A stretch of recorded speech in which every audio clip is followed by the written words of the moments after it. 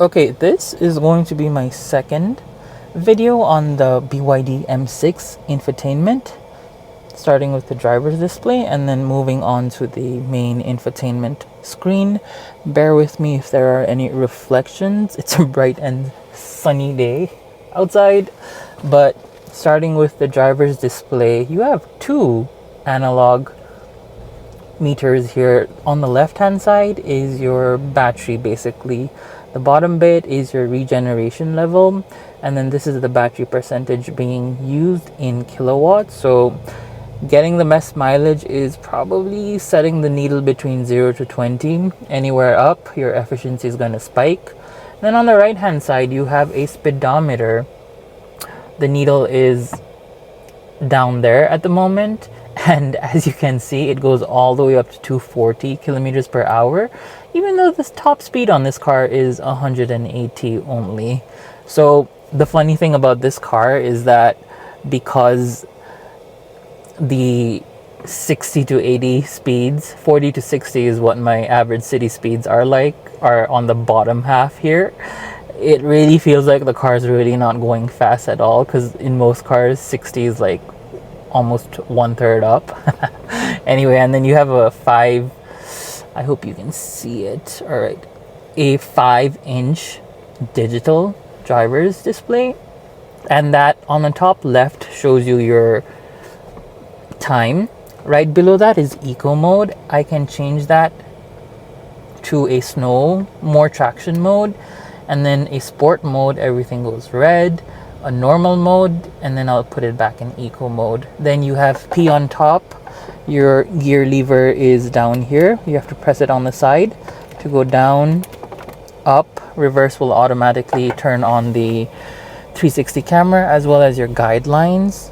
If I do drive, it'll put the front camera on along with the guidelines, and that is reflected there.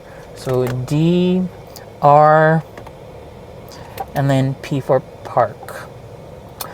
And your electronic parking brake is automatically turned on the moment you have your parking brake engaged. Then to your top right is your temperature in centigrade, your N for your compass direction, north, and then your standard and larger are your regenerative brake on the top right. Next to that is also your blind spot sensors, and then the center of the screen is basically your infographic space. So this is the battery gauge on the left. I have 66% left and it is 330 kilometers. Odometer is down here. You can press this on the side here to change between trip A to trip B and back. And then this is basically traction control. This is your intelligent BYD autonomous driving safety ADAS features I'll show you later on. And then this is basically just animation. If you do press this button here, it shifts between the menus. So right now, for the past 50 kilometers, I am getting an efficiency of 15.8 kilowatt hour. And then I have the option via these two buttons to toggle through some quick menus like front temperature, air volume, and then in sports mode you actually get like a lap time setting. I don't know what use that is in, and any of your error notifications are displayed here. Again, your average speed, your driving time, this is your TPMS. I don't know how to change the unit, but I think you can. And then your cumulative efficiency. Please remember, this is in the last 50 and this is in the total. And that pretty much sums your driver's display. There isn't much to it.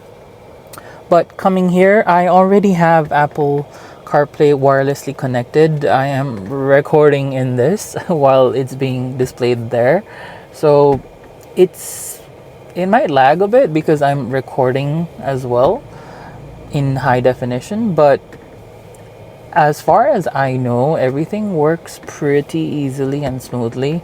It's now my phone that's like probably processor overheating, but yeah, Lucknow from my previous India trip. So heading back, I'm gonna head back to the home screen now. Quite useful. Oh, you do have a party trick button here. Oh, sorry, this is the party trick button. I've never used it. Apple CarPlay cannot be in vertical mode, so this function is only supported in landscape, so I never bother with that. But anyway, I can swipe down for quick settings like ventilation, trunk opening, automatic high beam, your car sounds, shortcuts, muting everything, and then auto rotate on and off. You can also customize some of these things here and there. It does allow for a SIM card to be inserted for cellular reception in case you want to. And then back to the home page, you have a dedicated power on and off button here. And then this is just to multitask. If you're into that, you can have one split side of one application and then the other on the other side. And then you have your AC. Speaking of which, your AC, fan only, air circulation, back defrosting, front defrosting, max AC, cooling, auto, low, your fan speeds. BYD also allow you to do 3-finger vertical movement for temperature setting, and then horizontal movement for fan speed movement. And then a rear button for your display for your rear AC. There are AC vents up on top for each of the occupants, like even in the third row. So you can toggle all of that here. You have your fan speed option, and you can also lock it. Coming at the front again, you then have seat ventilation on the driver's side and then on the passenger side. Oh, and you get rear windshield side mirror heating. Did not know that. That's a cool feature. And then you also have a 2.5 pm air purification, so you can turn it on. It'll reset. It'll clean the air. And then you have a settings of the AC that I'll look into in a bit. So back to the home page, you have a quick access to Apple CarPlay. You can also talk to the car. Hi BYD, open the sunshade. The blind is open. Hi BYD, close the sunshade. Unfortunately, I can't help you with that yet. I guess I have to wait. Hi BYD, close the sunshade. Okay, the sunroof is open, and I can only close the blind that much. Alright, you're gonna have to get the wording correct, but it does work. And then you have quick navigation, music, radio. It's the basic BYD layout. The one thing I like about all these BYDs is it's very homogeneous. The steering layout, cruise controls on one side, your media menu controls on the other side, your stock, your indicator on the other side, and then all your infotainment is basically the same, just different screen parameters like sizes and things, but it's the same. Wireless charging pad on the right here. It has a gear lever at the bottom. Small cup holder. I've shown you all of this in my review. Your volume rocker for the passenger, volume rocker for the driver is on the steering wheel. And then your mode selection, your defrosting AC buttons, hazard lights, regenerative braking, auto hold, parking sensors on, and yeah, that's basically it. As for the menu itself, BYD Assist, phone, radio, music, navigation, Android Auto, Apple CarPlay, which I have already shown, media center, vehicle image, themes, utility tools. I swipe right, settings, smart charging, and user manual. I don't think smart charging, oh it does, so you can set the hours for your vehicle to charge once you come home from office and plug it in the evening. If you have like different tariff rates in the evening and late at night, this could be ideal. You can schedule your charging. See, quite convenient. Anyway, back at this. So then this is your multitasking, basically what applications you have open, and you can like close them. And I guess now the main thing that we all are interested in seeing is the vehicle settings. It's again the same BYD layout. There is nothing different to it as far as I know. You have system, ADAS, energy, vehicle service, and then sub menus here. So system, connection, cellular, wireless LAN, hotspot, Bluetooth, connected devices. My phone is probably going to show up along with others. Audio, your loudness, equalizer, your sound field balance, and then different settings for different inputs, like how loud you want each of them. Moving on to the display, your center screen brightness, your screensaver if you want it on, like you can analog clocks different ways, or just keep it off. Adaptive brightness, depending on the sensor packed up there, it's going to do it itself. Mode, a light mode. Let's try it here if this is better for contrast. And then instrument cluster brightness, so basically whether you want that bright or low. And then your version, your software version, factory reset, apps. Let's check out the storage on this. It comes with 128 gigs of internal storage. It looks like others and system is, whoa, I didn't expect that. Almost 74 GB to be just software. Nice. You can clear the cache too. I would rather not. And then you have notifications on others. In more, you have automatic time sync. So let me change that.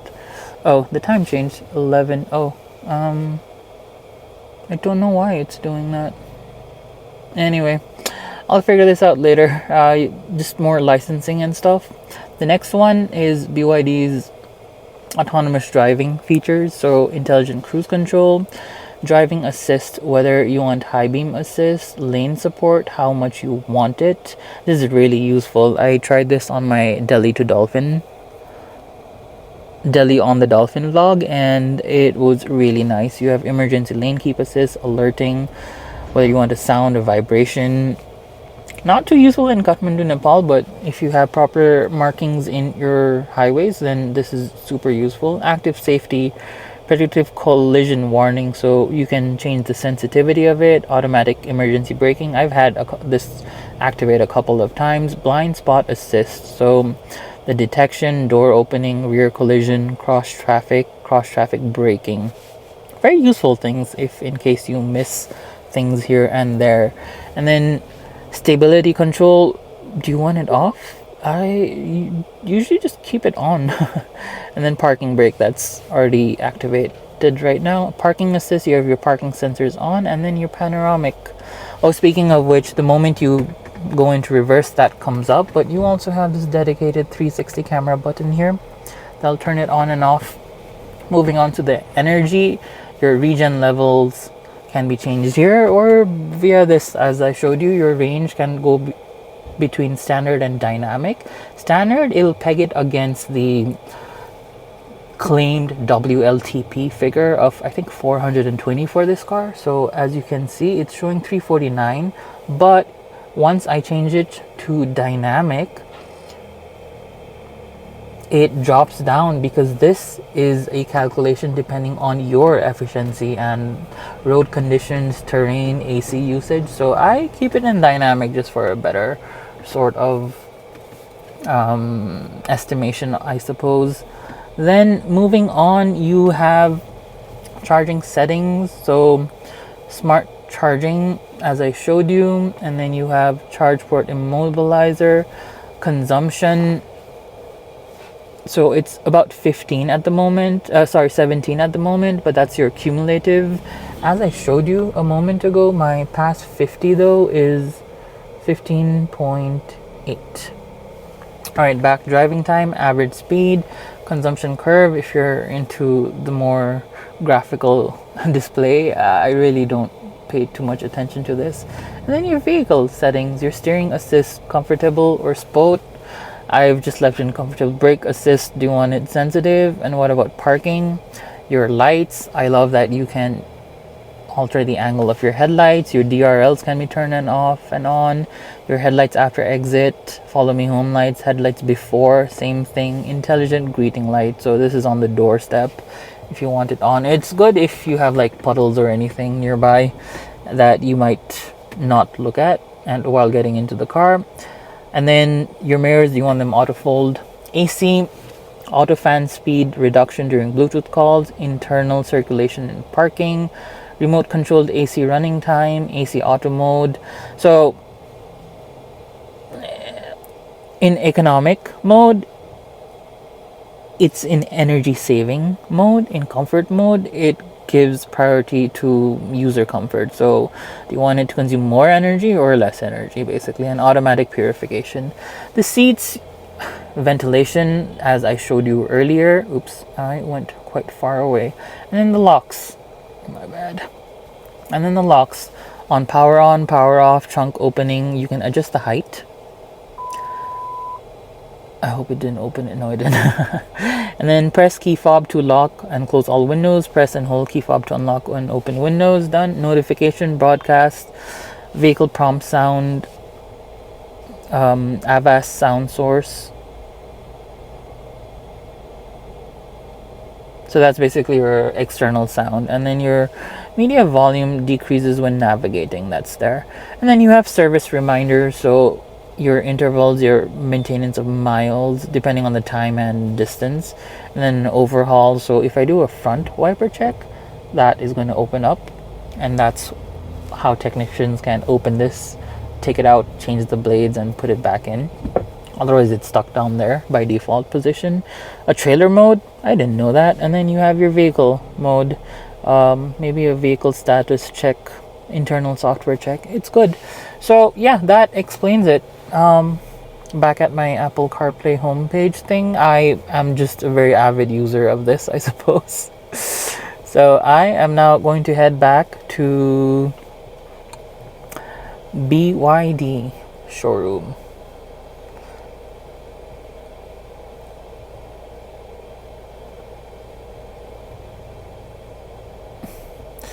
To drop off the car, and it is showing me, I guess my internet's a bit slow, or my phone because it's recording, but this will set itself. And the car, in a nutshell, between this and this will give you a proper display of everything you need to know about the car. So let me know if you have any questions or comments, and I'll see you on the next one. Peace.